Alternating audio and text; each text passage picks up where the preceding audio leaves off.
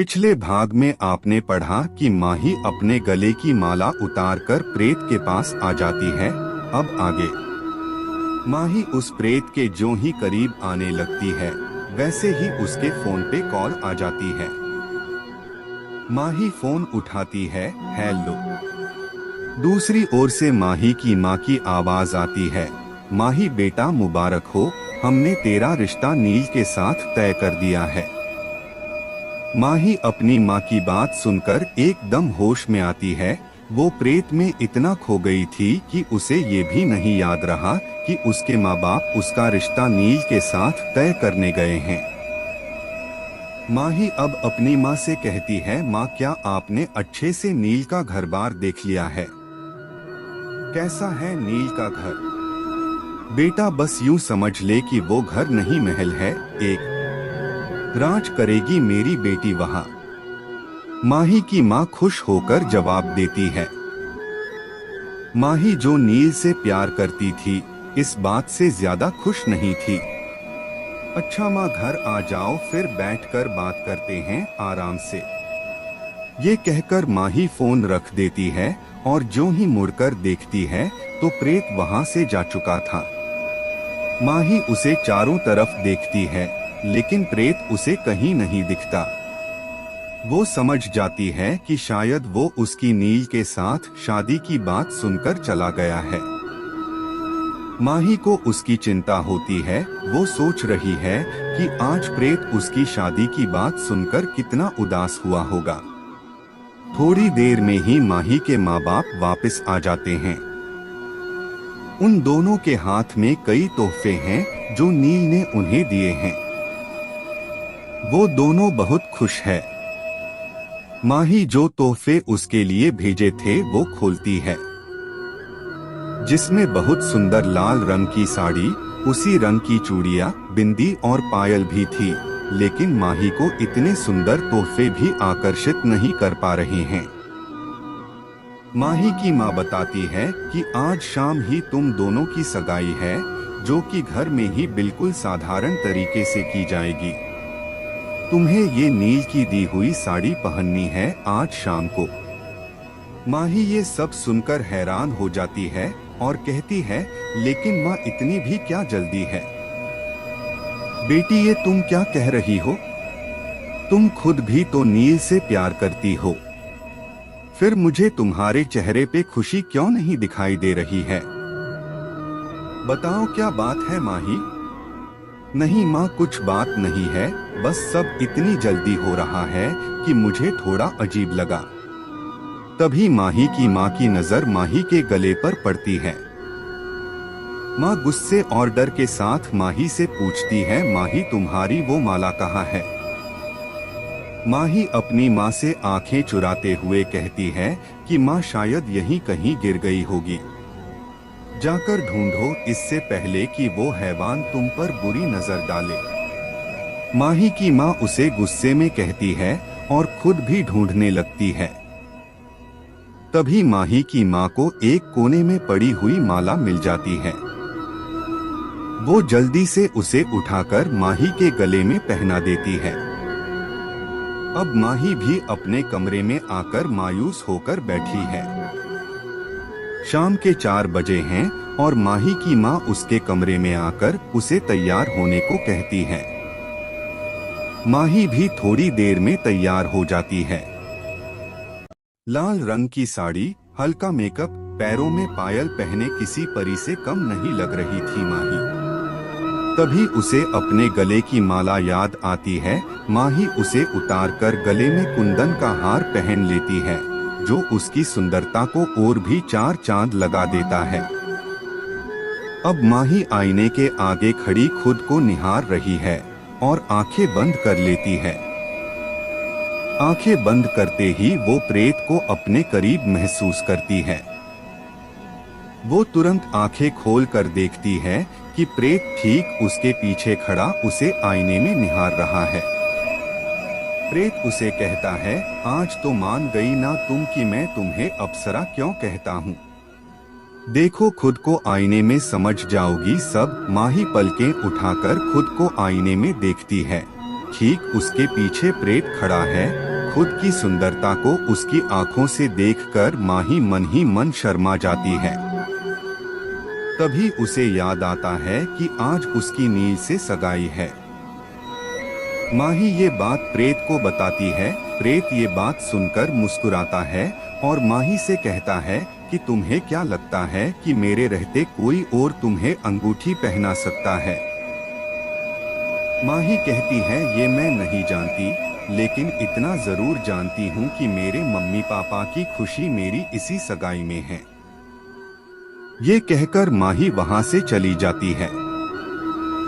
माही बाहर आती है तो देखती है नील आ चुका है। नील ने काले रंग का कोट पैंट और उसमें सफेद रंग की कमीज पहन रखी है, जिसमें उसकी सुंदरता माही की सुंदरता को पूरी तरह से टक्कर दे रही थी। लेकिन नील की इतनी गजब की सुंदरता भी माही को अपनी ओर आकर्षित नहीं कर पा रही थी। जबकि माही के माता पिता दोनों ही इतने सुंदर होने वाले दामाद को देखकर हद से ज्यादा खुश थे। दोनों की सगाई में सिर्फ माही के माँ बाप ही थे, बाहर से किसी को नहीं बुलाया गया था। अब नील और माही एक साथ सोफे पर बैठ जाते हैं। नील माही के लिए एक बहुत सुंदर हीरे की अंगूठी लेकर आता है, लेकिन नील माही को जैसे ही अंगूठी पहनाने लगता है वैसे ही उसे एक फोन आ जाता है। दूसरी ओर से नील का मैनेजर फोन पर होता है। नील उसे कहता है कि मैं थोड़ी देर में फोन करता हूँ, अभी मैं बिजी हूँ। लेकिन नील का मैनेजर कहता है, जो सिल्क हमने कलकत्ता भेजी थी वो वहाँ फटी हुई हालत में पहुँचा है, आपका उनसे बात करना बहुत जरूरी है, नहीं तो वो आप पर केस कर सकते हैं। नील के हाथ में जो सगाई अंगूठी है वो जल्दबाजी में उसे वहीं नीचे गिराकर फोन पर बात करता हुआ बाहर चला जाता है। माही और उसके माँ बाप ये सब देखकर हैरान हो जाते हैं। थोड़ी देर तक इंतजार करते करते जब नील नहीं आता तो माही की माँ नील को देखने जाने लगती है। वो जैसे ही थोड़ी आगे बढ़ती है कि तभी वहां नील आ जाता है। अब वो देखता है कि अंगूठी माही के पास है। माही उसे बताती है कि तुम इसे नीचे गिरा गए थे। इस बात के लिए नील माही से माफी मांगता है और सगाई की अंगूठी उसके हाथ से लेता है।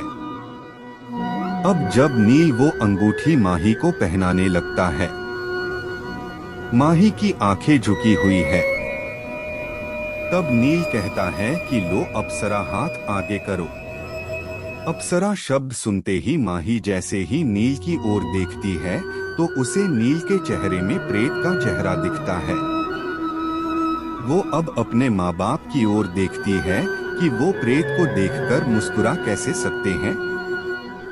तभी प्रेत उससे धीरे से कहता है, चिंता मत करो, मुझे सिर्फ तुम देख सकती हो, इनके लिए तो मैं नील ही हूँ।